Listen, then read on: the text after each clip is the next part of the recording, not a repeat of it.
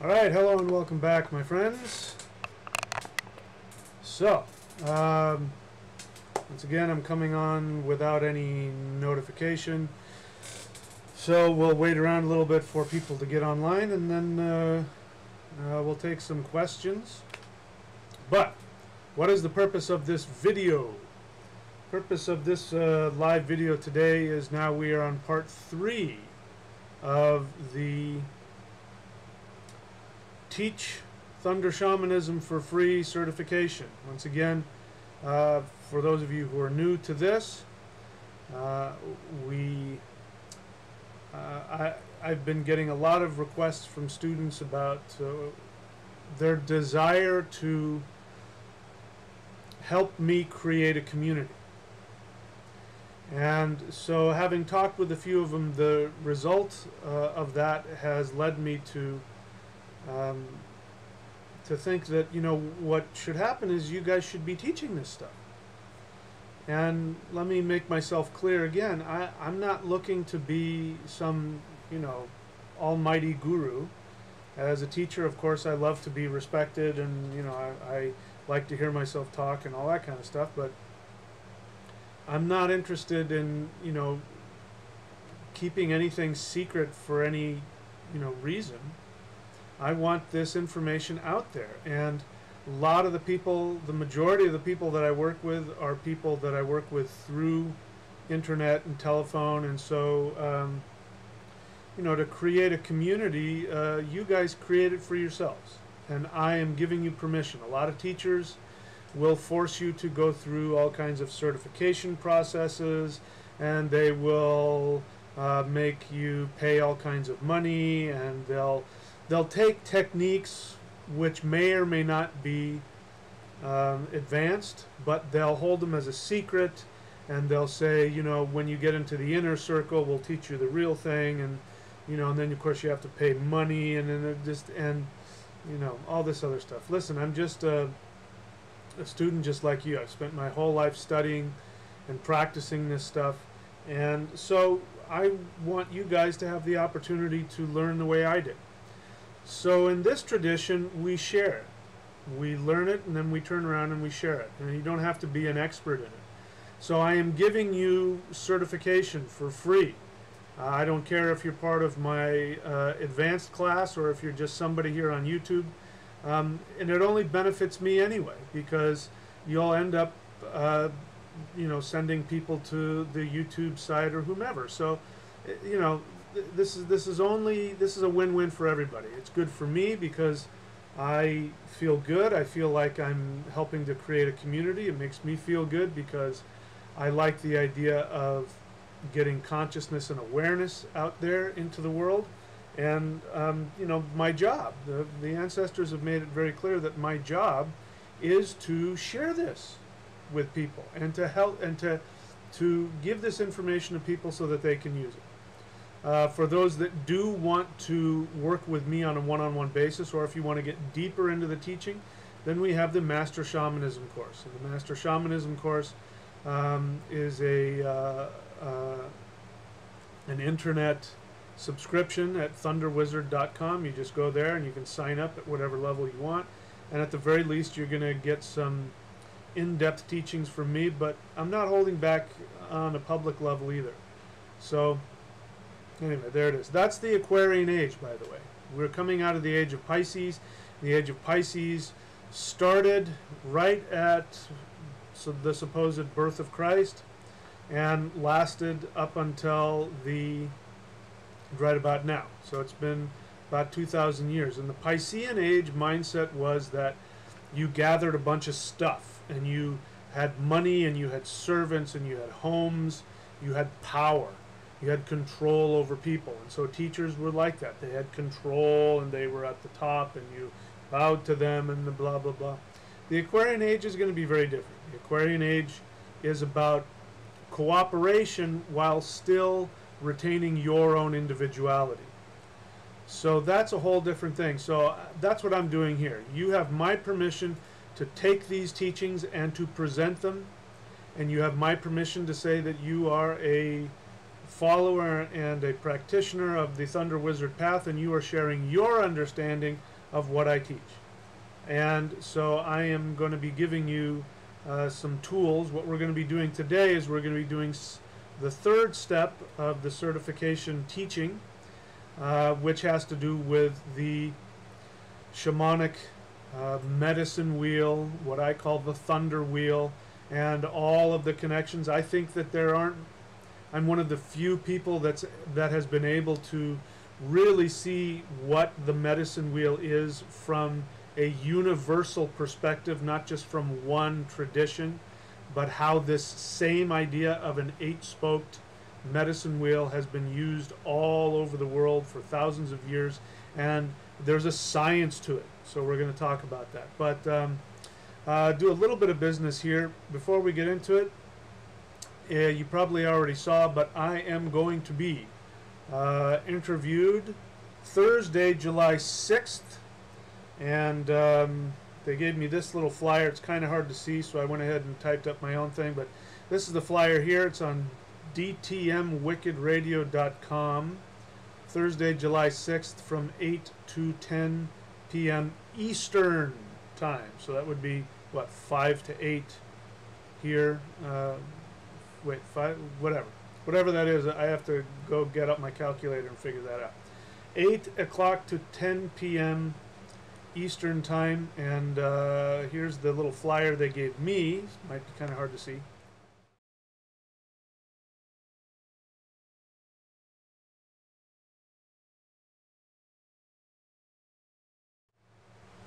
And so if you can't read that, here's the information. There's a phone number here, and I think the phone number is if you want to call in live and ask me questions on that. Not here. I'm not live on Thursday right now. This is Saturday, July 1st. But I believe that this phone number is for you to call in. I have to call the same number. I think it's for you to call in if you want to ask me questions live over the air.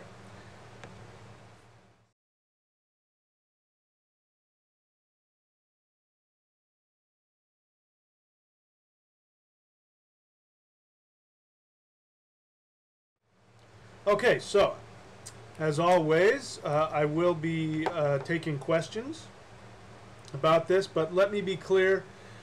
I am not here to try and go super in depth in this session about the Thunder Wheel. I am going to be giving you, I put together another playlist from the YouTube channel, and I put in as many of the videos that I had found that I'd made over the years. There's probably a few more, but this will tell you everything you need to know. And so here's what I want you to do. The idea is that if you want to teach this, or if you want to create a study group. So those are the two ways to do it. If you want to take this information and you want to put it together in your own words, that's what I do. I like to have information, and then I process it my own way and I present it my own way. You're free to do that. And the playlist that should be located, if you scroll down, at least on a desktop, there will be a playlist, and that is for you to use. For you to use for your own study, because there's pretty much everything in there you need to just get people, the introduction into what a thunder wheel is. But it's also something you can use as a study group. If you want to just get a study group together and you don't feel comfortable teaching, you say, we're going to get together and we're going to learn the shamanic thunder wheel from the Thunder Shaman path, and hit play on YouTube and just watch the videos, and then you can discuss it or practice if there's any practices in there. So let me see, what is it called? I called it, I don't know what I called it. Anyway, the link is in there.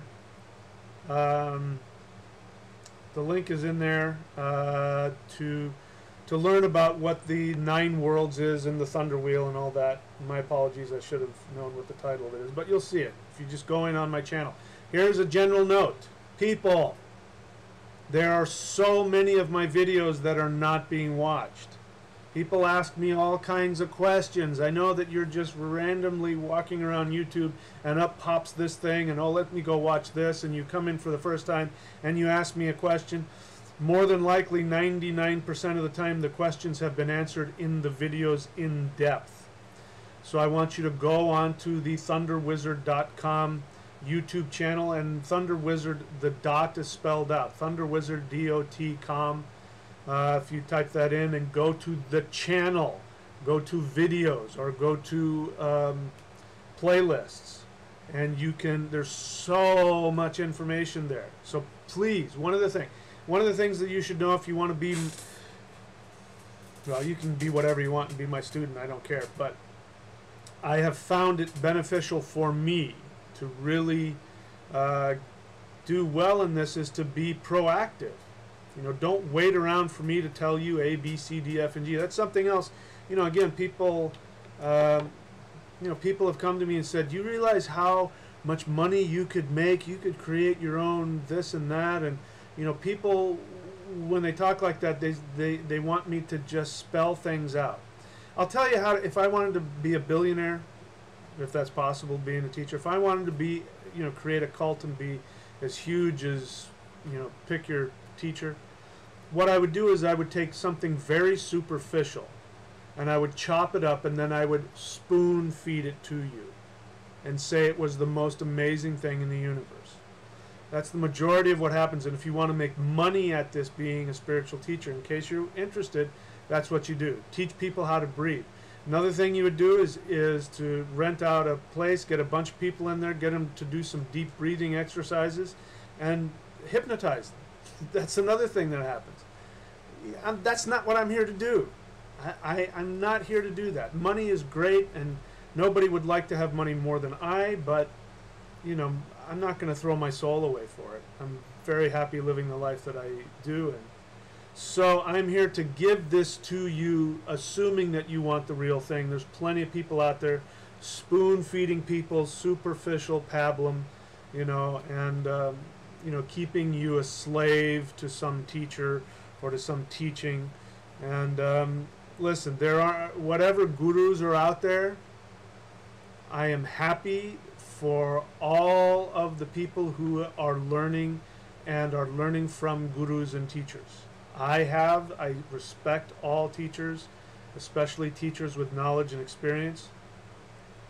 But I think it's sad when students have to become dependent on a teacher and they give up their own divinity. You know, the old saying is, if you see Buddha on the road, kill him.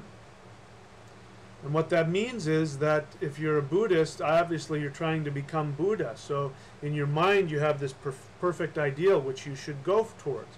But if you actually saw Buddha, you would be disappointed. I can guarantee you he would not meet your standards.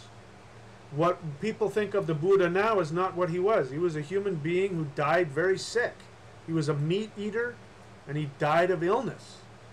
If you were to see him on the road, he would destroy your perfect ideal. So don't look at the teacher, look at the teaching. So that's why it says, if you see Buddha on the road, kill him. So to avoid being killed, I'm just honest with you. I'm just a human being. I have had experiences. I've trained in some things. I was able to do some pretty kooky magical stuff way back in the day, but I learned that it means nothing ultimately. It's like, you know, it's like having a big muscle. You lift the weights long enough, especially if you take steroids, you're going to get big muscles. Whoop-de-doo. Same with teachers. They get magical abilities because they worked at it. Whoop-de-doo. This is about you having your own power, being your own teacher. And I'm just somebody, I went down the path a little bit before you, and I can tell you what to expect, where to turn, and which path goes where. But you're the one that has to walk it for yourself. So, anyway, as is my wont, I've babbled on so that people have time to get on in case they have any questions. So before I launch into the teaching about the Thunder Wheel and how to teach it, I want to see if there's anybody that has any questions. We got how many people do we got? 6 people so far. Lori Smith says good evening. Hello, Lori. Lady Ambrosia says hello. Hello, Lady Ambrosia. Chaos Magic. Hi. Hi, Chaos Magic. I don't know if I know you, but welcome. Lori Smith, have watched your videos since 2011. I found myself reviewing them yesterday. They are so Truly so informative and helpful for understanding everything. What a sweet thing to say. Thank you, Lori. I, being the human being I am, I love praise and compliments, so that makes me happy. Thank you. And it also helps me too. When people give me honest feedback, it helps me. All right, so let's go ahead and get started. So this is number 3. If you haven't watched number 1 and 2 yet, go back and watch it. Number 1 and 2, you have to start from the beginning if you're going to teach. Remember, we'll just review very quickly. Number 1 is the assumptions, the basic belief system that is absolutely necessary. If you don't start with a correct foundation, you know, anything you build on top of it is going to topple the moment that there's a wind that comes at it. So the foundation is the understanding, and I go through, I think, 5 points. So the first thing you have to do if you're going to teach this is my request. If you're going to teach this and use the Thunder Shamanism name and use my name, the only, you know, you don't have to pay me $1,000 for the right to do that, or $1 billion. But I would suggest that you go in the order that I suggest you teach. And so you're going to teach those first 5 principles about what shamanism is, what the nature of the universe is from our perspective, what your relationship to the universe is, and make sure that your students have a correct understanding, because if they don't, then in my experience, they'll bump into some problems when you start teaching. This is one of the things that happens when I throw up a video. Right? I throw up a video about something, the exit the matrix or whatever it is, or chakras or something, and people get all bent out of shape because I'm not saying what they want me to say. And it's because we don't share the same assumption about what the chakras are or what the matrix is, or, you know, any of that stuff. And so that's why people fight. They don't share a similar foundation. So you'll find out real quick if somebody's going to want to do this path if they're not willing to at least open their mind to the foundational understanding. So that's the first thing I want you to do. So go back and watch that. I won't get into that. That's the first certification video. Second one, we talked about energy, and I gave you playlists which showed you how to do some basic energy work, and I gave you the one basic energy practice that if you don't do anything, I would like for you to do this one, which is called the Hool breath, which is something that was given to me by the Earth Mother Goddess. Of course, I already had some understanding of how to deal with Earth energetically, which I'm sure was put in there, and the universe built on top of that. But I found that to be not only the fundamental practice that I think is very helpful, but this is where the tradition comes in. A lineage tradition. A lineage tradition means that you are connected to a lineage of ancestors.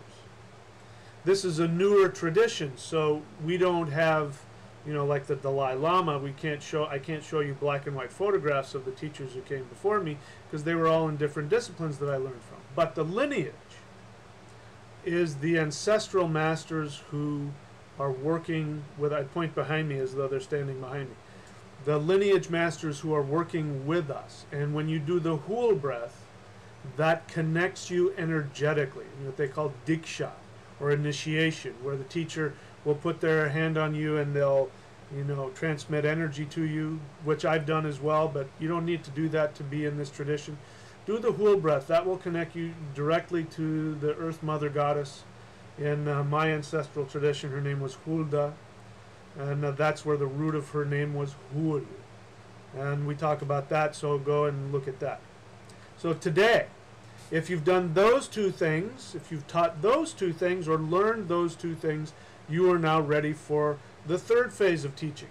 So again, I don't care. You could take each one of these, the first one, and you could split that up into years, spend your whole life just dealing with that first topic. The second one, you could also just spend your whole life just dealing with those energy practices. So feel free to spend as little or as much time as you and or your students or fellow participants want to do. Once you've done those 2, we're going to then, what the person has to do is then get connected to the 8 directions. You see I wear this. This is a really great little, I don't even know what you want to call it. necklace or talisman, I think is what he called it. And he's a very intuitive guy. He picked up on this. Actually has a strong connection to the moon for me. It has a strong connection to all kinds of things. I won't get into it, but he really intuited a lot of stuff. But this is one of the reasons I wear this, is because this is one of the main things that are learned in this tradition, is learning how to connect yourself to these 8 directions and what they mean. This is what some people call medicine wheel. I call it a thunder wheel, and that's because I'm a thunder practitioner. And but you can call it whatever the heck you want. Call it a medicine wheel, a thunder wheel, a sun wheel, a compass. I don't care. One of my students called it an engine. And what he meant by that was that at some very high levels, which I am still learning, you can take this thing and sort of twist it around and take energy from one direction and throw it into another and mix it up. You can do it physically, or you can do it in a spell, or you can do it mentally. I mean, once you understand what this thing is, it really is sort of like this magic decoder ring, and you can sort of twist it and turn it and do all kinds of things with it, and it will open up realms of existence, and you can manifest reality on all kinds of levels. And maybe we'll talk about some of the ways that that's done. So that's what we're going to do. We're going to start with that. So let's start from the beginning. What is a thunder wheel? A thunder wheel is the 8 directions. And let me see, I've got some pictures here. So here, you know, I recommend setting up a thunder wheel. I've said this before, one of the best ways to do it is to go out into the wilderness. You don't have to do this, but to go out into nature and get some stones and build your own thunder wheel out. If you have a backyard, I don't care, you can build it in your house, but something that you can use. Like this, you know, this thing here, because of where I live, you know, where I used to live in Idaho years ago, I used to have a big thunder wheel out in my yard, and I had this really beautiful like meditation garden with pine trees and all kinds of other stuff, and I had my stone thunder wheel, and I would sit and I would do my rituals out there and meditate on it. But you know, where I live now, I live in you know, the megalopolis of Southern California, so I don't really have the ability to do that. So I take this thing and I hang it so that I can see it when I'm lying in bed watching television or doing my work or whatever it is. I have this thing and I can continue to meditate on it. So here's what a thunder wheel is, and the 8 directions. The ninth world is the center. We'll talk about that. But this is what you first do. You just map out your 8 directions in a thunder wheel, similar to this.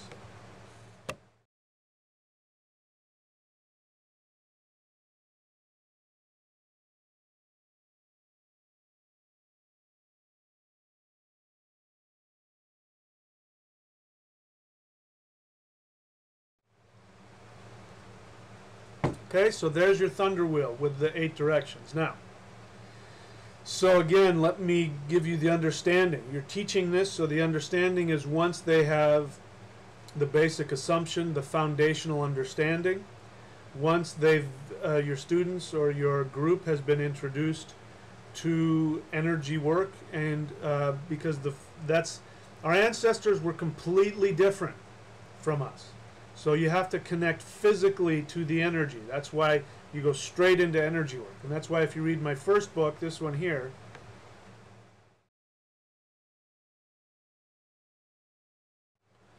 when you read that book, you see that I have exercises in there, because you've got to be able to physically connect to energy and be able to feel it. Once you've done that, then you have to know how energy flows in the universe. That's one of the things that's missing with a lot of energy work today. People get connected to energy, but it becomes kind of a bubble within yourself, and you need to be able, as a shaman anyway, you need to be able to connect to the 8 directions and know what they are at all times, ideally, at all times. So that's why you make your thunder wheel, and you connect the energies of the 8 directions. we'll talk about the 8 directions, but this is also the 9 worlds. It's also, if you don't want to call it a thunder wheel, you could call it a world tree wheel, compass. I don't care, because it's also the world tree. It's also Odin's horse. There's a reason why Odin's horse has 8 legs. All of this stuff is not a coincidence. It's a science. So I need you to understand that as well. This is a science. Everything I teach is not just something that I think is interesting, although I do think it's interesting. I teach things because we're dealing with a spiritual science. And science operates by certain laws. And it either works or it doesn't. This is why I get into problems with, people who want to be ethnically exclusive. And they want to teach things that are just ours. Well, look, gravity worked the same in Europe 2,000 years ago as it did in Asia and Africa. There's a science, and you are bound to these laws. We could talk about the gods and all that, but I won't get into that too much. But this is a science. It's not just me spouting ideas, and that's why we have to get out of our head, because you have to be able to prove it. You have to physically prove these things for yourself. So I have found, in my experience, at least in my experience and in my opinion, what I'm teaching is a science because I've practiced it and experienced it. And so my job is to package it in such a way where people can eat it. It's palatable. They can eat it and swallow it and digest it and do something with it. If you can't do something with it, what's the point, right? So that's the first thing you do, is you go out and create your thunder wheel. If you go and get your own stones, it's really great, because then you have a connection. And you mentally and on a subconscious and an unconscious level are connecting to the elements and to the powers of each of the directions. And when you place them in the wheel, it actually, there's a lot of power. Ritual is important. We'll talk about that, but this is also the main focus of all the rituals that I do. All of them is going to be this. So, let me see. Any questions? Feel free to ask questions. You don't have to, but feel free to ask questions if you want. Do you have any questions? Chaos magic, universe has a math logic. Anyway, people sometimes ignores that this whole thing was created for something. Well, I agree with you there, chaos magic. So, the best way to make use of these question and answer periods, in this case I happened to agree with you, so we're fine. But, especially if you're new to this, if you're just coming onto this channel or this video and you're not familiar with what I do here, the best way to interact with me is with a question, because then that's going to get me to talk. When people want to come on and spout their opinion, if I don't agree with that opinion, then I use that as an example to pick it apart, because then that launches me. So it gives me an opportunity to teach, but I might end up offending you. So the best way to do that is to ask me a question. And then I can, best serve everybody here. Because I do have an agenda here that I want to get to. It's not just a discussion group. This is to learn.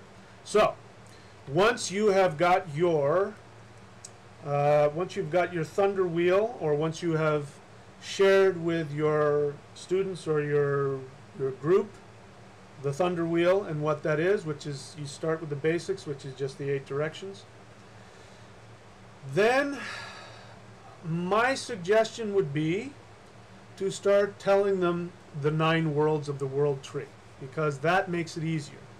We could start going into what each of the directions, what the energies are. I guess before I go any further, I have come to the conclusion that energy manifests in a clockwise fashion.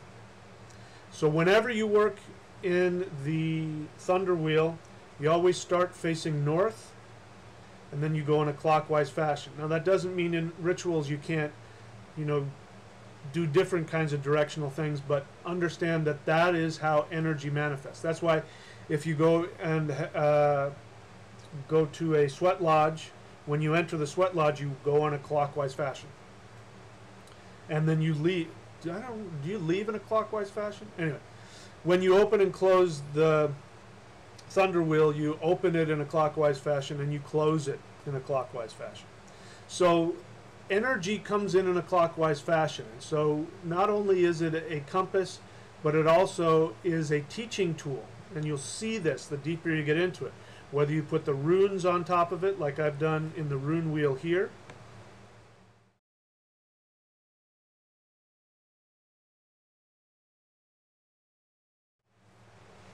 or if you're just simply working with the energies, know that that's how energy wants to work. And I've talked in depth, especially in the Master Shamanism class, I go into depth, talking about all the ways that energy works, and the male and the female and the 5 elements and all that stuff.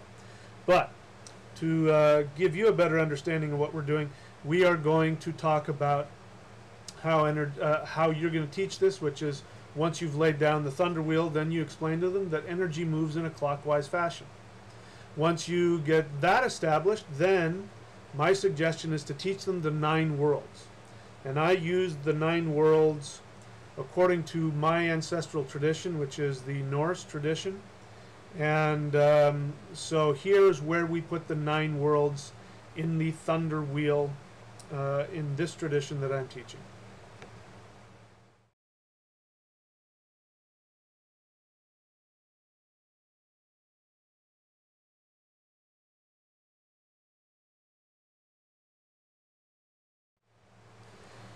So you do that, and this, the thing I love so much, I'm so happy that I have found for myself this method. You understand, the way that I'm teaching this is that I was training with Taoists. I was training with African shamans. I was training with East Indian yogis. I was training with astrologers. I was training with martial artists. I was training with all these people. And it was very confusing. They each intersected in their own way, and they each complemented each other in their own way. But because you're dealing with different cultures and different languages and different symbolisms and different emphases, it can be extremely confusing. So I needed to have something that I could use as a compass to bring everything into focus. Now, I had no idea that it was going to turn into what it has. And this is why I'm of the belief that this is something that isn't coming from me. And one of the experiences that led me to believe that was when I first started training in the spirit fighting, which is a secret Taoist, internal magical shamanic practice, which is also a martial art. You do movements from inside within an 8-directional thunder wheel. We called it a bagua. It's not the same as the martial art bagua, that's something else. But the 8 gates, we operated from within the 8 gates, the 8 doors. And the first, was it the first day? The first or second day I did it, I was doing one of the postures that they had me do, and I felt this huge rush of energy go through my body. It was so intense it scared me, because I'd never experienced anything like that. And I felt the presence on my left ear. That's important because the left side is the feminine, which you receive from. And I felt the presence on the left side. I won't tell you everything that it said, but one of the things it said was, "You've been chosen to learn this." Now what's interesting is it didn't say, "You've been chosen to master this," because there were people who achieved things far beyond what I could understand. The voice said, "You've been chosen to learn this." Now I know why. Because it laid the foundation for me. Everything else I did from that point on, because I had a personal connection to each of the 8 directions, not even knowing what they were, but I could feel them, and I could manipulate energy from all the 8 directions. What happened? I went offline? Okay. I'm seeing that the stream's going on and off, so forgive me if I... Anyway, let's hope that this thing is continuing to go. So it looks like I'm still online. Anyway,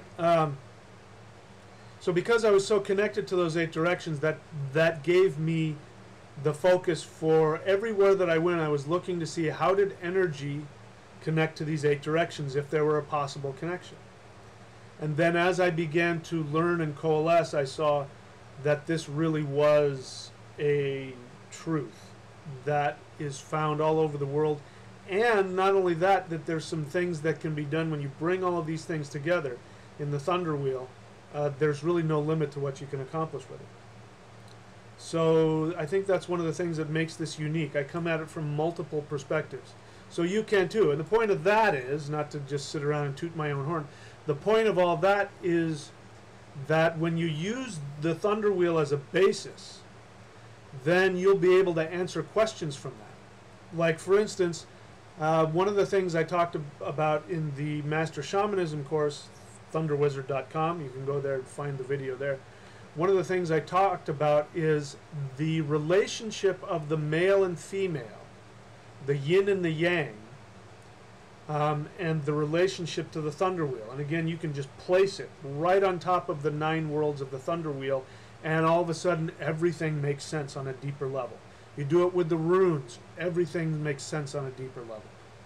So you don't have to master all of that. In fact, you know, I'm constantly going off on tangents. You don't have to write down everything I say or memorize everything I say, because it's getting into your unconscious. It'll come to you when you need it.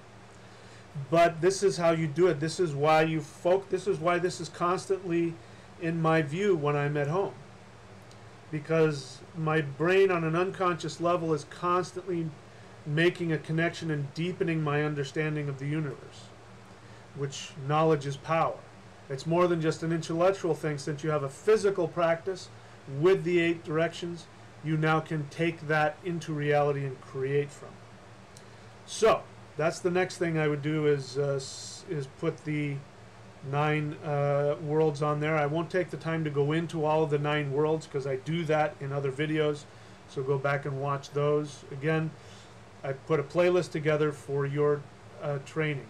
Again, if you're not comfortable teaching, just sit people down and say, let's watch this playlist, and then you can go through it and talk about it afterwards. Okay?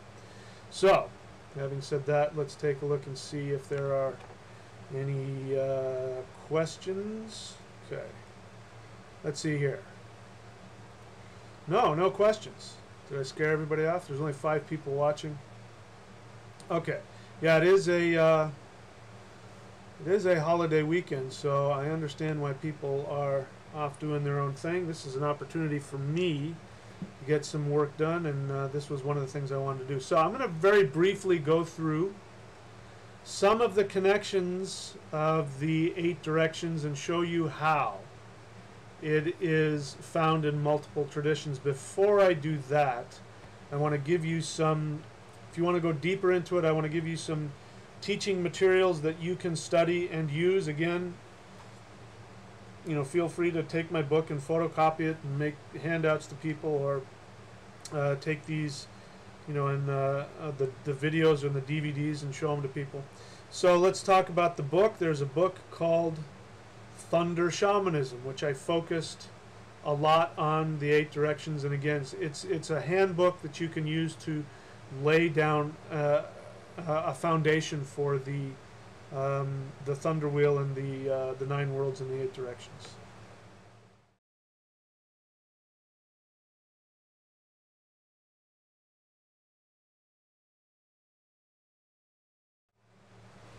So I make the case in that book, the Indo-European Medicine Wheel, I make the case in that book that this is something that has been used in multiple traditions. And so I go into some example, but it's not just an Indo-European medicine wheel, it's used worldwide. So the one thing to know is that there are different kinds of medicine wheels out there, there are different kinds of wheels out there, and sometimes there are going to be some differences. And what I found is, assuming that this is a valid tool, whatever wheel we're talking about, I found that some of the differences is that you've slightly tweaked it to get a specific thing out of it. So the wheel that I use is a universal wheel that's found as like a basis. Let me give you an example. In the Taoist tradition, there are, let me see if I can remember what they called it. The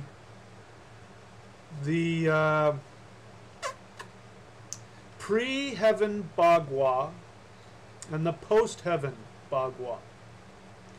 And the pre-heaven Bagua means the 8 powers, the 8 directions, or how to use the 8 directions with energy before it becomes manifest. And that's different. And then there's the post-heaven Bagua. And the post-heaven Bagua is energy after it is manifested. So if you wanted to fight demons, for example, you would use the pre-heaven Bagua. And you'll notice, like if you go to Chinese restaurants, they have a Bagua outside. And so you want the pre-heaven Bagua on the outside of your home because it is so pure and intense. The idea is it scares away evil spirits. But you don't want to bring it inside the house because then people will start to fight, because human beings are imperfect. So to bring balance inside the house, you have the post-heaven Bagua. Put up the post-heaven Bagua, and then that brings order and balance into the home.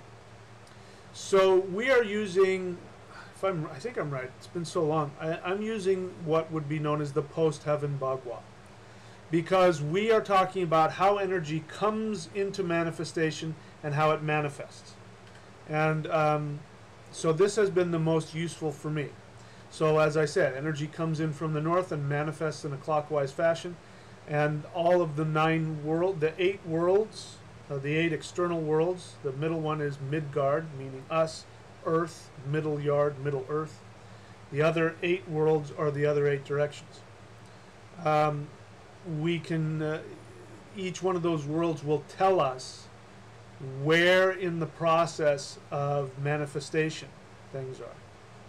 So for instance, just on a side note, when I'm doing the 9 world rune readings, and what you first do is look, I won't get into that here, but when you place the 9, all the 9 runes in the 9 worlds, then you want to see which world it is in and which rune normally wants to go there. For instance, if you put a rune, if you find a rune there that is where it would normally be, then you know that that's a rune that's really connected to that energy. But even if it's different, let's say if it's in the southeast, the dwarf home, then regardless of where the rune is normally, we're talking about energy that wants to come into manifestation through intention. Okay, just to give you an example. Again, you don't need to memorize all this. That's just me talking up a storm here. So let's take a look at some different ones. Here's a Bagua. So you're going to have to look because the directions are going to be placed in different spots, but the energy is the same. The energy is the same in all of these. So here's the Chinese version.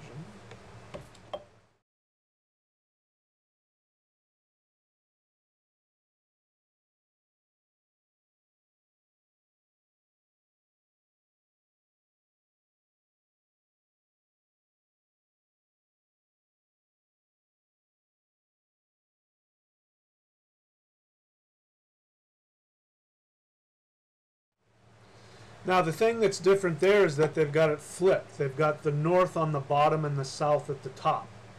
I could get into other reasons why they do that, but it doesn't really matter, just as long as you know where the directions are.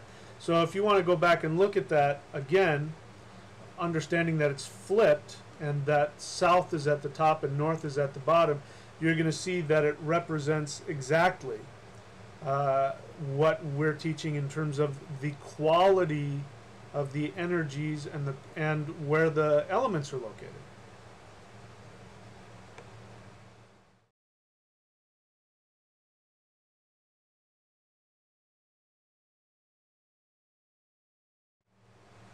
Okay, so for those of you that are newer, obviously this might be too much information. Don't worry about it. Just look at it as something interesting. So now let's look at another tradition, which is the East Indian tradition. And this one, you know, don't expect to understand what's on here, but this is an astrological map. But trust me when I tell you that the energies are the same.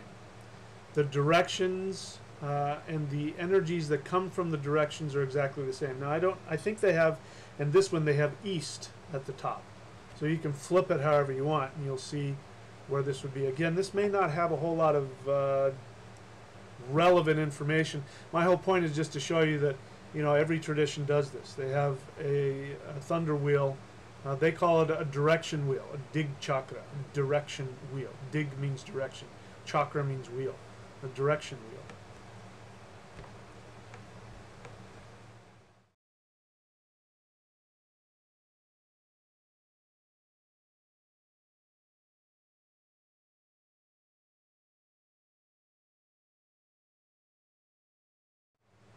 Now, what's interesting about that one is that the Taoists place the elements and they place the planets in the same places that we do. So, in case you can't understand the little symbols, I'm an astrologer and even I can't understand the little planetary symbols. I'm going to show you where I think I have the 9 planets. Did I get the 9 planets? Well, let's go through them and see. I'm just going to go through the different thunder wheels that I have on here, and we'll see if I got the 9 planets on here. So here are the 9 worlds, I'm pretty sure.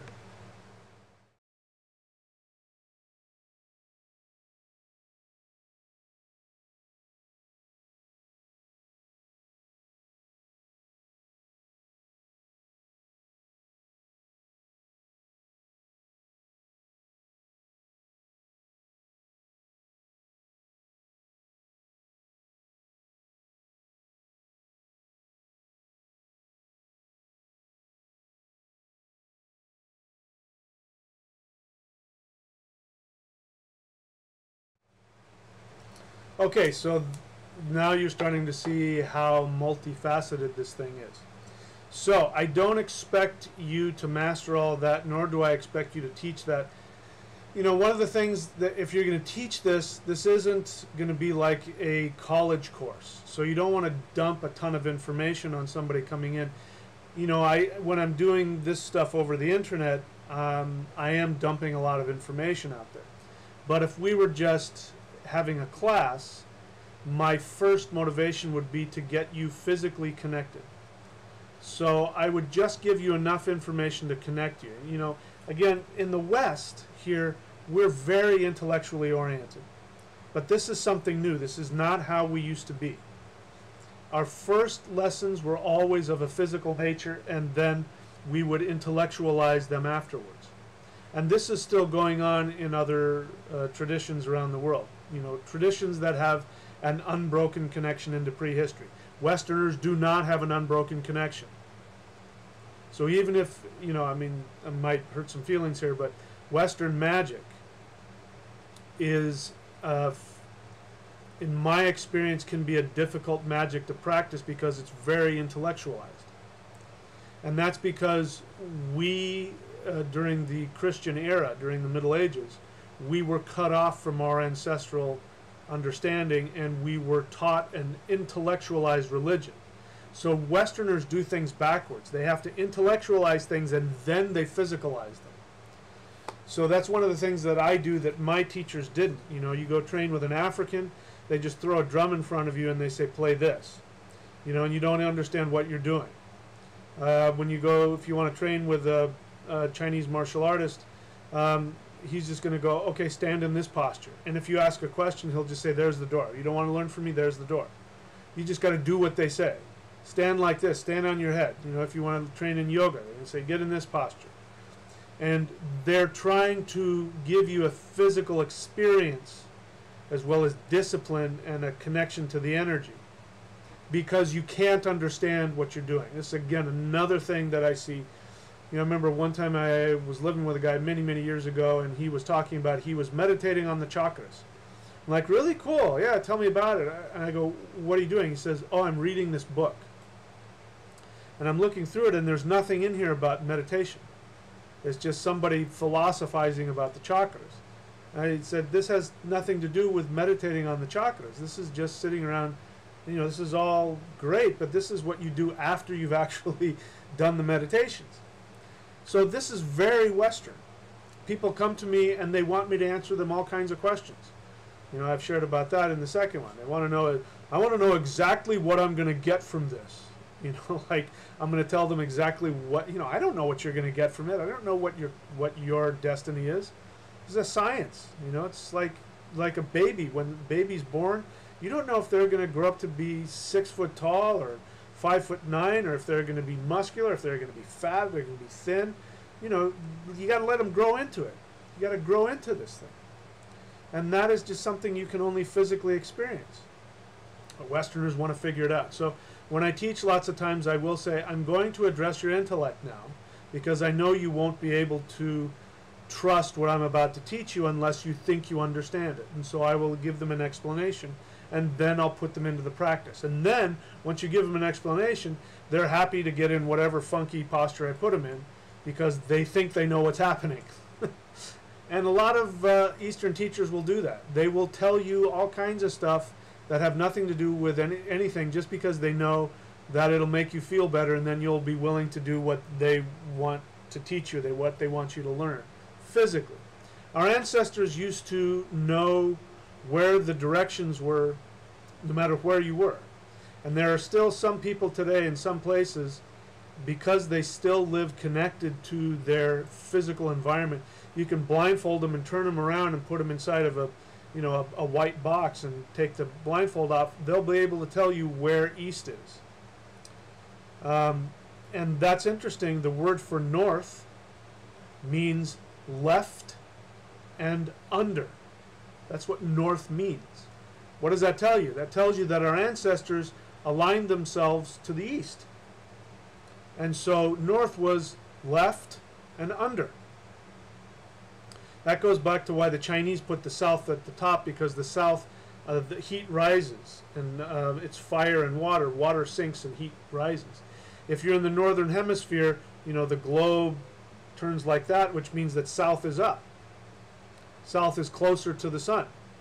So south is up and north is down. That's why they do that.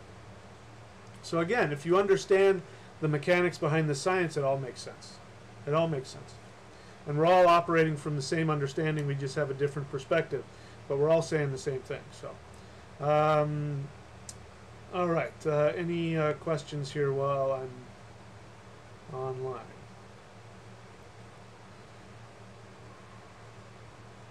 Chaos Magic. Michael, I am really curious to how to read runes. Do you have any video explaining? Short answer, yes. As I said earlier, you guys probably weren't on because I'm live right now, but if you go back and watch it earlier, I chastise everybody to watch my videos. So yes, I have tons of videos. I have DVDs. I have books. Let me see, I can show you the 3 books. If you want to buy books on runes, I highly recommend them. Rune Shamanism, Rune Divination, and Advanced Rune Shamanism, and the books look like this.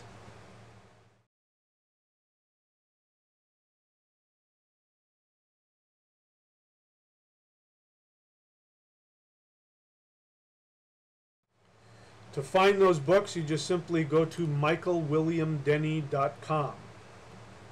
Denny is D-E-N-N-E-Y. Go to michaelwilliamdenny.com and you should see all 3 of those rune books there. If you want to see the videos, go on to Amazon and type in Michael William Denny, and I think all of my videos should come up. And I have on this channel that's being highly underused, I have the DVD for Rune Shamanism for free on my channel. I think it's 3 hours worth of teaching. So short answer is yes, but go look for it. Anybody watching, you know, again, most of the questions will be answered in either my books or the videos. If you spend time and put time looking for the videos, you will find what you're looking for more than likely. Create more questions than answers, but such is the case. So let's see, any other questions that I can answer?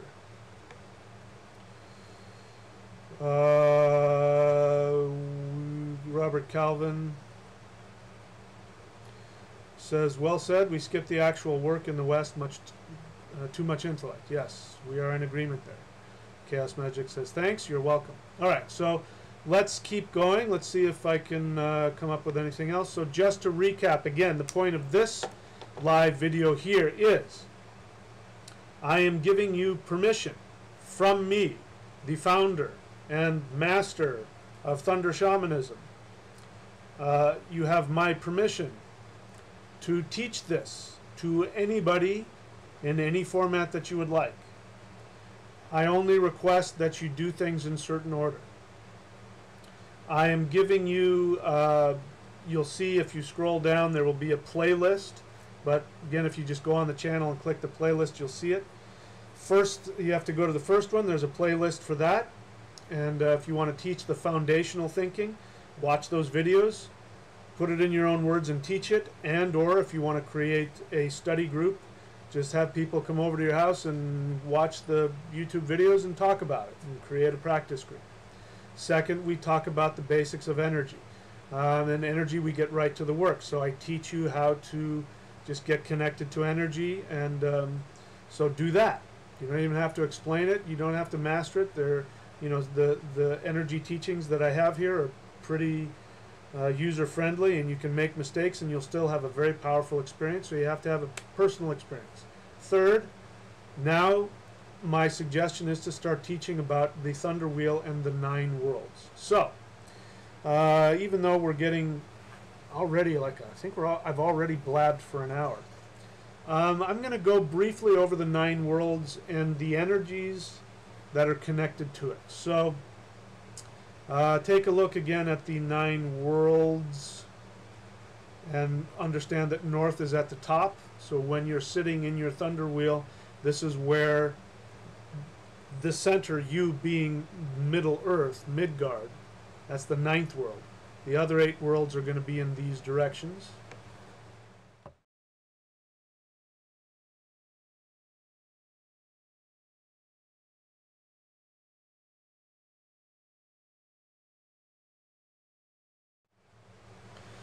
Very briefly, again, my knowledge is expanding as we keep going, so, you know, if I say something that's not in the other teaching material, feel free to, to write it down and incorporate it in your understanding. The north is the mist world.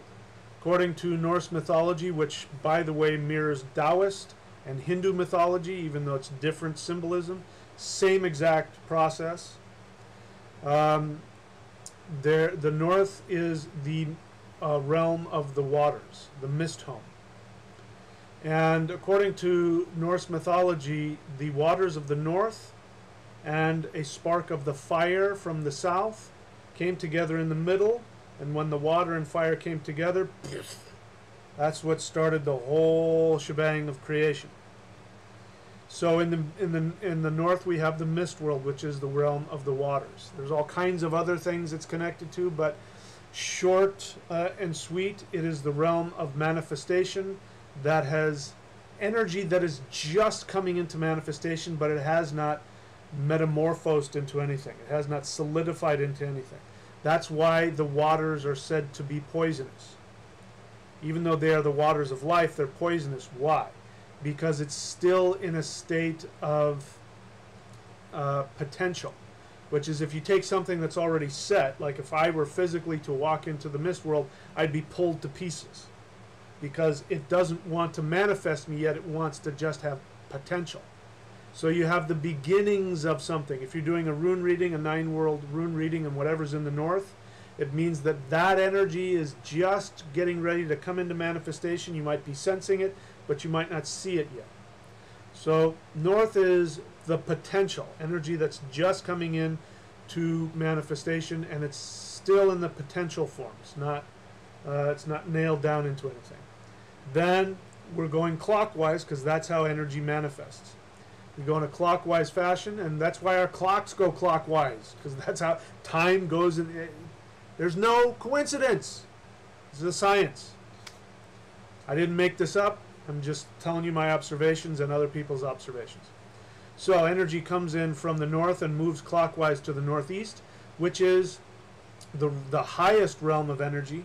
So it's not just flat. Somebody was getting on my case because it's not flat. Well, we have to look at things in 2 dimensions, but if I were to create a 3-dimensional map, the north would be almost at the very bottom, not quite, and at the very top would be Asgard, which is in the northeast. So energy goes whoop right up in there. And the northeast is the realm of the celestial gods. The realm of the celestial gods is the purest of energy. That's why the celestial gods live there.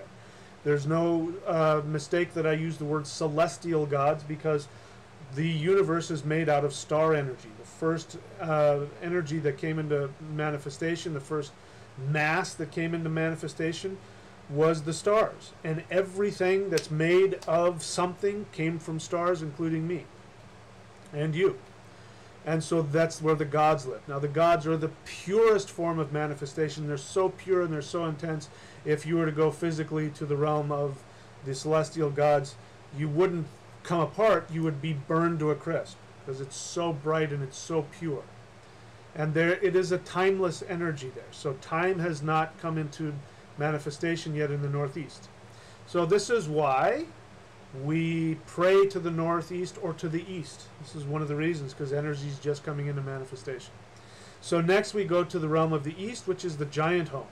This is the realm in the Taoist tradition. This is the realm of thunder. Who is the master of thunder? Thor. Where does Thor go? He's always in the East fighting the giants. Do you see the connection? I didn't make it up. It's a science. Thor is half giant. The giants are energy, manifestation, matter that's coming in, just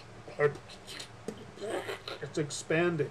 That's whenever I think of the East, I think of dinosaurs. That's why they're giants there. It's just energy.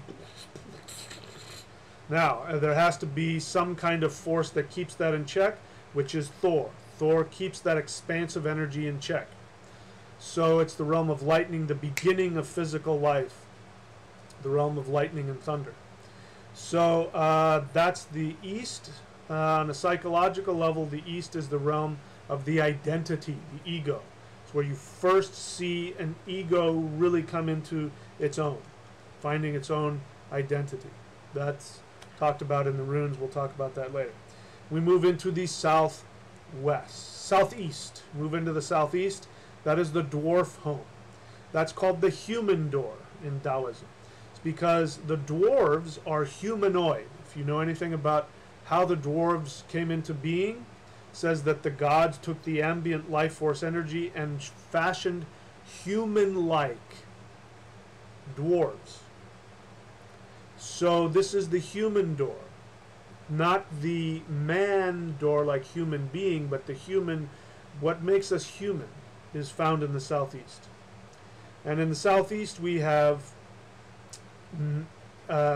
intention that is ready to be manifested in the physical realm. Very important. We'll have to spend multiple times talking about it, but just know that that's what it is. It's the dwarves create through intention. The dwarves are the master builders. All of the gods get their magical, Thor gets his hammer from the dwarves. The dwarves create all of the magical things. They create reality. And we'll talk about that. So that has to do with intention. It has to do with the mind, the spiritual mind, the mind that intends. I've got to find better ways to explain that, but you get the idea. Moving to the south, that's the fire home. That's the home of the fire demon Surt, the demon who will one day bring the destruction of entropy. Entropy is happening. You can't stop it. It will happen. We just do our best to keep it at bay. But this is the realm of action. This is the realm of the warrior. It's the realm of fire. So the planet Mars is located here. This is purification through fire. Anyway, we could keep going on and on and on. The southwest, another extremely important realm. This is Helheim, the underworld. This is your unconscious mind. This is the realm of past karmic issues. This is the realm of those things that actually drive all of your actions that you are completely unaware of and helpless to stop. This is why meditation is so important. This is why ritual is so important. Ritual keeps the unconscious mind chained to serve you. Ritual allows your subconscious and unconscious mind and your higher consciousness to come together and manifest reality. In the next one, we're going to talk about the three selves, okay, because that's important. This is one of the major focuses of the lower self, the unconscious mind. Then we move into the West. The West is Vanaheim, the home of the terrestrial deities. So there's the celestial deities and the terrestrial deities. The celestial deities are like children who live in timeless perfection. We are now, time-wise, we are now at sunset. And the in the West is the Vanir. They're called the elder gods. Why? They're not older than the celestial gods. They're the elder gods because they live in time. Some people have made the mistake that, well, this whole idea of Aesir and Vanir comes from when, this is all nonsense by the way, but this is the theory, that when the Indo-Europeans came into Europe, they conquered the poor, stupid hunter-gatherers and imposed their Aesir tradition onto their nature worshipping, and so the nature worship gods were left in there called the Vanir. Nonsense. You find this in the Hindu tradition, the Vedic tradition. You have the Devas and the Asuras. They switched the names. Devi means divine, but Asura used to mean celestial gods. Ahura Mazda in Iran. Ahura, Asura, Aesir, same word. It means celestial deity. The Vanir means wains. Wains in English comes from the same root where we get Venus. Venus in Latin was pronounced Venus. Wane, same root. It means the gods of fertility. And fertility is time, because when you have birth, you have death. That's why they're the elder gods. That's why the Aesir fight with the Vanir, because in the Hindu tradition, it's the Devis fighting the Asuras. Asura really means, you get it, they just switch the name around. It's the same thing. That's why it's nonsense. Whenever you hear somebody talk about, well, there was this original nature worshipping and then the Aesir came along, nonsense. It's part of our understanding. Our ancestors were not stupid. They all understood this basic understanding. So that's the West. Sorry, I got a little hot under the collar. My apologies. We move from the West to the Northwest. The Northwest is the realm of the Ascended Masters, or in the Norse tradition, of the Light Elves. The Light Elves are human beings that have attained a measure of evolution to the point where they do not need to be incarnated in physical flesh. The Buddhists would call them the Bodhisattvas. The Taoists would call them the perfected immortals. They live in the Northwest. If you don't know what you're supposed to do in life, face the Northwest and say, ancestors, please guide me. I don't know what I'm doing. And if you listen, you will get an answer. And I teach a whole ritual on how to connect the dwarves in the subconscious mind to the elves in your higher conscious mind. But that's a whole other science in itself. So those are the 8 directions. The 9th is Midgard. Now there's only 2 guards. There's only 2 fortresses. Guard means yard, fortress. Asgard, Os, celestial deity, Osgard. Celestial deity fortress. Again, I've explained why. Because they live in timeless perfection and they don't want anybody messing with it, so they built a fortress to keep themselves timeless and perfect and pure. The only other fortress is Midgard, Middle Earth, Mid-Yard, the middle fortress. That's where we live, because we are constantly being assaulted by the other 8 dimensions and the energies and the entities of the 8 dimensions, and we need protection. Thor is the protector of all boundaries, if you didn't know that.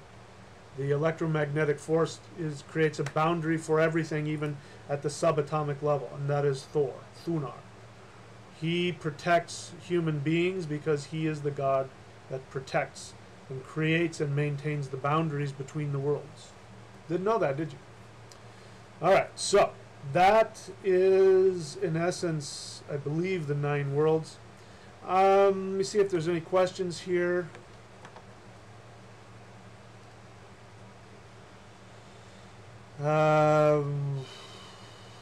Brandon Iron, what do you think about servitor magic? I have no idea what that is, so I have no opinion. I didn't train in Western magic. I know a little bit about it. I've looked into some of it, and I don't vibe with it. And the reason I don't vibe with it is, as I said before, I believe that much of Western everything is intellectualized. The other part about it, assuming servitor magic is Western magic, I don't know what it is, but assuming it's Western magic, the other thing that I don't vibe with Western magic is that it's highly influenced by Islam and Christianity. Nothing against religion. I'm just not a monotheist. I think monotheism is a diversion from the true understanding. That's why I use the term, whenever you hear me say it, practices that have an unbroken connection to prehistory. Western magic is kind of this weird hybrid where it's done with a Western mindset, trying to tap into, it's just this hodgepodge of stuff. I'm not saying it doesn't work. It does. I'm not saying it's not powerful. It is. I don't vibe with it for those reasons. And I think, in my experience, the traditions that have an unbroken connection into prehistory, in my experience, are much more intuitively easy to slip into. Western magic takes a lot of thought. You got to think like crazy to make that thing work. At least I did. I can't speak for anybody else. So, to answer your question, I hope I didn't offend anybody, but that's what I think, not knowing anything about servitor magic.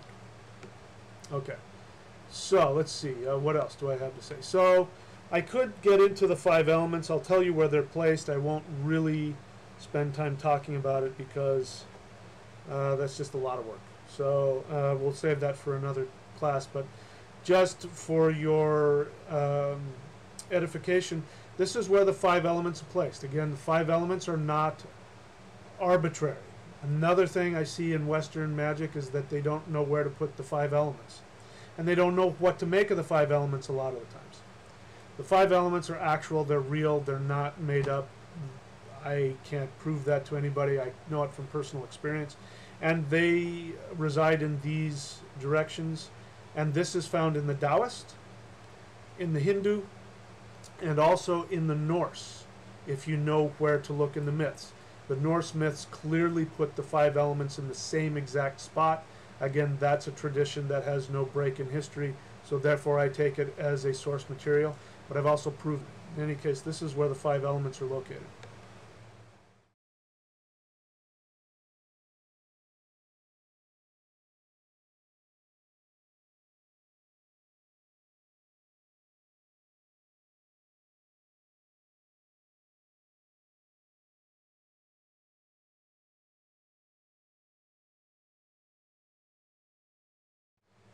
So that will come up as well when we start talking about the elements, and when you start working with the elements. Now you know which directions they're in. I gotta turn the light on. I hope you guys don't see my underwear.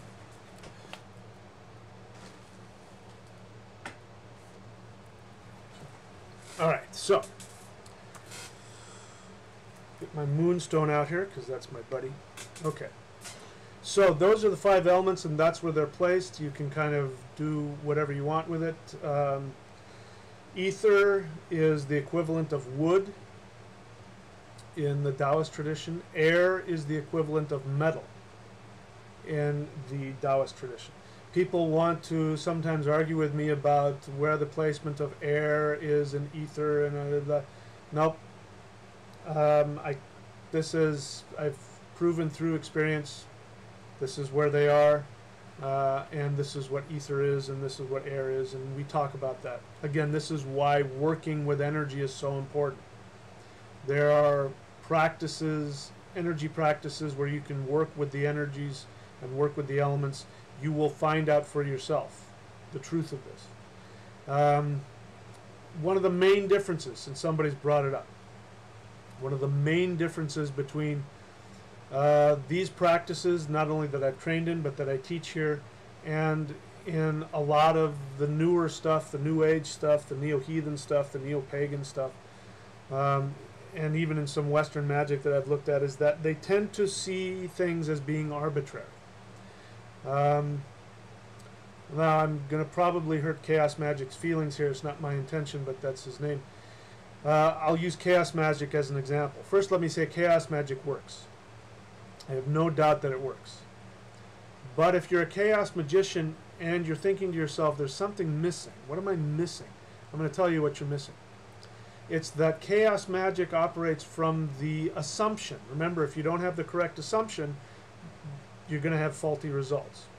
The assumption of Chaos Magic is that you can arbitrarily charge things. And this is what happens with the runes. There are rune teachers out there. I won't mention any names. The most famous of them operates from the assumption that runes are arbitrary, that runes are symbols that ancient rune masters focused their intention of what that was, and that's why the rune has that meaning. But that if you have a different intention, the rune will be different. So that's why it's important to follow your teacher's advice so that we stay within the tradition. Nonsense. Runes exist independently. They are not subject to our intention. You can take a rune and try and force another intention on top of it, and you'll get all kinds of mixed results out of it. But it's a lot easier just to let the rune tell you what it is. But in other traditions, this idea that the universe is some arbitrary blank canvas for us, that there's truth in that. See, it's not that it's not true, but that it's just a blank canvas and everything is my intention and I can arbitrarily put whatever I want into reality. That is like trying to drive an 18-wheeler on a slalom race course. You're better off getting on a motorcycle. You can do it, but it takes a lot of gasoline and a lot of effort, and you can do it. It's just not nearly as effective. So that's one of the things here, is the assumption is that this is not an arbitrary universe. There are energies that exist, and the job of the shaman is to uncover. That's why practices that have an unbroken connection into prehistory in different parts of the world that don't have any historic or ethnic connection have come to the same conclusions about the energies and the properties of the energies in each of the directions. The Taoists did it, the Hindus did it, the Norse did it, and it's not because a bunch of Taoists and Norse and Hindus got together sometime 3,000 years ago and said, okay, what do we think this is? It's not why. It's because they listened. The universe operates under laws, and they listen to the laws of those energies. I'll give you another example. The Vedics say that the sun sits in the east and worships Indra for long life. Sounds cute, right? Until, as many of you know where I'm going, until you know that the electromagnetic force, which is a force in physics, which is what Indra is. Indra is the same as Thunar, the god of lightning and thunder, the electromagnetic force of the universe. At the center of the sun, the gravity is so intense, that's what creates nuclear fusion. The hydrogen atoms get crushed and fuse, and that creates the nuclear explosion, which creates the light and the heat of the sun. If it weren't for the electromagnetic force, the sun, the gravity in the center of the sun would burn the sun out much more quickly. The Vedics 7,000 years ago knew that the sun sat in the east and worshipped the force of electromagnetism in order to prevent it from burning itself out. This is what I mean by a science. So this is what I am intending to do here. So anyway, I've probably stepped on some toes. I'm sorry I did that, but anyway. Let's take a look here, see if there are any questions before we close up. Where do you suggest someone start working with magic? with me. Start from the beginning. Start, you know, if you're really serious about it, if you really want to know what magic really is, in my opinion, then I would go to thunderwizard.com and I would sign up, and then you can look at those private videos. Start at the bottom, scroll to the bottom, it says more, keep scrolling down, hit more until you get to the bottom, start from there. That's what I would do. Lori Smith, here it is 3:30 and I will have to listen to all this again tomorrow later, haha, thank you. 3:30? Lori, where are you, Lori? You're not in the US. Unless I'm in some strange time loop warp I'm not aware of. Anyway, I'm going to end that here for now. Thank you for the questions. So let me do some business before I close. Second, again, I'm going to be interviewed on Thursday on wickedradio.com. I'll give you, here's the flyer. You won't be able to see anything on the flyer, but then I'll give you all the information right after that.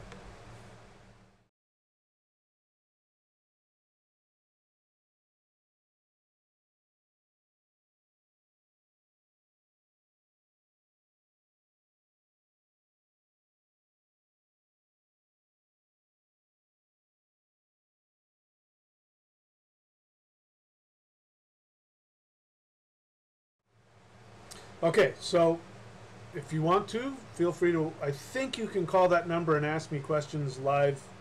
You know, the more people we get listening, of course, the better it is for all of us. Let me do some business here.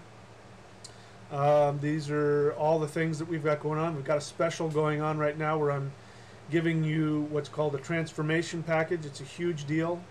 I'm telling you, I'm an idiot for not charging more.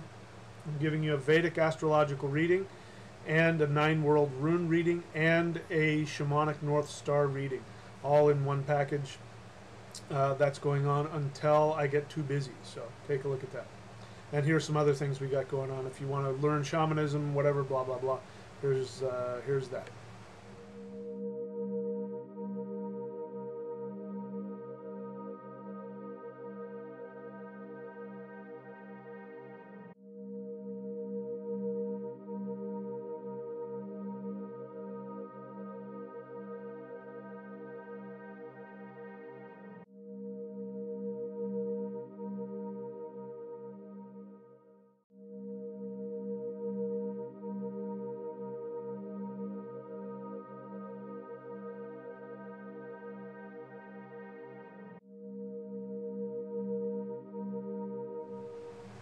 Okay, so there's that. I think I've done all the business there is.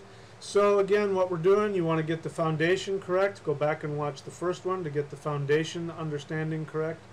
Then you want to get people directly into energy work, connecting with the life force of the universe so they can feel it and get out of their head.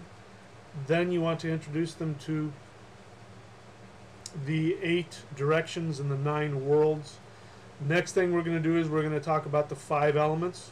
So again, in case you're not clear about this, you have my permission to begin teaching Thunder Shamanism. I don't care what you do with it. If you want to name it something else, you go right ahead. I have no need to own any of this. You're free to use it.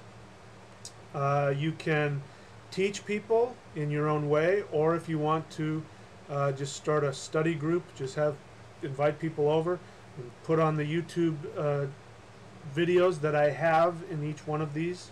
I'll have playlists for each one of these, you know, certification sessions that I put on here. Just push play and watch them, and then discuss and practice together. If you want to learn on a deeper level, then I recommend you work with me personally, and that is done on the Thunder Wizard page. Now you can subscribe at the Thunder Wizard page and just watch the private videos, which are also a level deeper than what I do here. But there is something to be said for the teacher-student transmission. That is a reality. So if you really want to make progress, I would recommend working with me. The more you work with me, the deeper and faster your transformation is going to be. That's just what I've seen to be true. Yeah, so feel free to, yeah, and feel free to drive people to the videos. You know, it's all good. I don't care however you want to do it. This is for everybody. This teaching is for everybody, and it's not just some strange teaching. This is stuff that our ancestors knew in some form or another. And all I'm really doing is I'm getting you back to that. Why is that important? It's important on so many levels, but let me get to the most important aspect is that if we as a species are able to reconnect and get our minds back to where our pre-industrial, pre-monotheist ancestors lived, we will evolve. Life will be easier and better and more fulfilling. You'll see reduction in disease and violence and you know, all of that. I care about our species and I care about our planet. That's why I'm doing this. You know, Mother Earth came to me, when was it? A long time ago. I was in the mountains of the Sierras and I was backpacking and I was thinking about, I think I was thinking about pollution or something, and I was just really, really upset, and I just remember asking, you know, just wanting to do something, and I asked the earth, you know, what do you want from me? And Mother Earth said, I'm starting to get sick. I need your help. And I didn't know how to respond to that. I said, the only thing I know that I know how to do is to try and change people's awareness. Try and help people be more conscious. That's all I knew. But she was very clear. She said, I'm starting to get sick. And I need help. And the thing about the mother is that, you know, she keeps giving. You know, some people talk about, you know, Mother Earth is going to, you know, get upset and explode on us. And I don't think she's going to do that. You know, she's not a horse, but a horse is like this. You can ride a horse until it'll have a heart attack and die. It won't stop. The mother will keep giving and giving and giving till her last breath. And so just by us getting reconnected and rebalanced, you know, we're saving our own lives and we're saving her life. So that's what this is. That's all I'm doing here.